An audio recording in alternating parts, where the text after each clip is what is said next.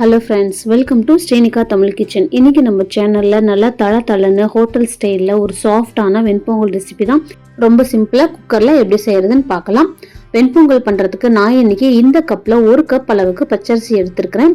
1 cup பச்சரிசிக்கு 1/4 cup அளவுக்கு பாசிப்பருப்பு எடுத்துக்கலாம். பாசிப்பருப்பு கம்மியான அளவில் சேர்த்துக்கோங்க. அப்போ தான் ஆறுனதுக்கு அப்புறமும் பொங்கல் நல்லா சாஃப்டாக இருக்கும். இப்போ இதை தண்ணி ஊற்றி நல்லா களைஞ்சிட்டு மறுபடியும் தண்ணி ஊற்றிட்டு ஒரு அரை மணி நேரம் வரைக்கும் இதை நல்லா ஊற வச்சுக்கலாம்.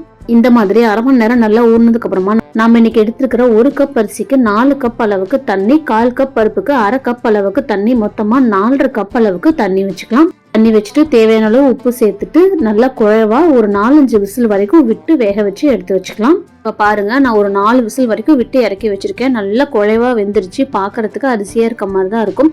கரண்டியில மசிச்ச உடனே இது நல்லா மசிஞ்சு வந்துடும். இந்த மாதிரி நல்லா மசிச்சதுக்கு அப்புறமா இதுக்கு தாளிப்பு ரெடி பண்ணிக்கலாம்.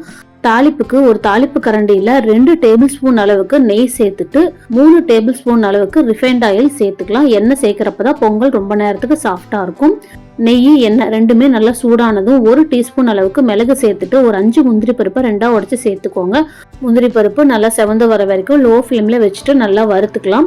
இப்போ இதுல 1 டீஸ்பூன் அளவுக்கு சீரகம், பொடிப்பொடியா கட் பண்ண இஞ்சி, பொடிப்பொடியா கட் பண்ண 2 பச்சை மிளகாய் சேர்த்துட்டு ஒரு 2 கொத்தளவுக்கு ஃப்ரெஷ் கருவேப்பிலையை இதில் சேர்த்துக்கோங்க. கருவேப்பிலை நல்லா வெடிச்சது ஒரு 1/4 டீஸ்பூன் அளவுக்கு பெருங்காயத்தூள் சேர்த்துட்டு 1/4 டீஸ்பூனுக்கு கம்மியாக ஒரு பிஞ்ச் அளவுக்கு மஞ்சத்தூள் சேர்த்துட்டு நல்லா மிக்ஸ் பண்ணிக்கலாம். மஞ்சத்தூள் சேர்க்கிறப்ப நமக்கு பருப்பு கொடுக்குற அந்த எல்லோ கலர் நமக்கு பொங்கல்ல வரும்.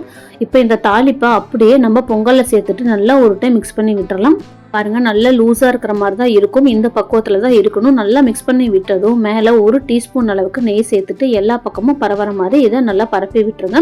அப்பதான் பொங்கல் மேல் பக்கமா காயாம ரொம்ப நேரத்துக்கு அப்படியே இருக்கும். இப்ப நம்ம கரண்டியில எடுத்து போட்டாலும் நல்லா அல்வா மாதிரி விழுது பாருங்க. நம்ம பருப்பு கம்மியா சேர்த்திருக்கனால எவ்வளவு நேரம் வச்சிருந்தாலும் பொங்கல் இதே சாஃப்ட்னஸோட அப்படியே இருக்கும். சாப்பிட்றதுக்கும் ரொம்ப டேஸ்டியா இருக்கும். இந்த குயிக்கான வெண்பொங்கல் ரெசிபியை உங்க வீட்லயே கண்டிப்பா ட்ரை பண்ணி பார்த்துட்டு எப்படி வந்துச்சுன்னு எனக்கு கமெண்ட்ஸ்ல சொல்லுங்க. நம்ம சேனல் உங்களுக்கு பிடிச்சிருந்தா லைக் பண்ணுங்க, ஷேர் பண்ணுங்க, மறக்காம சப்ஸ்கிரைப் பண்ணுங்க. தேங்க்யூ.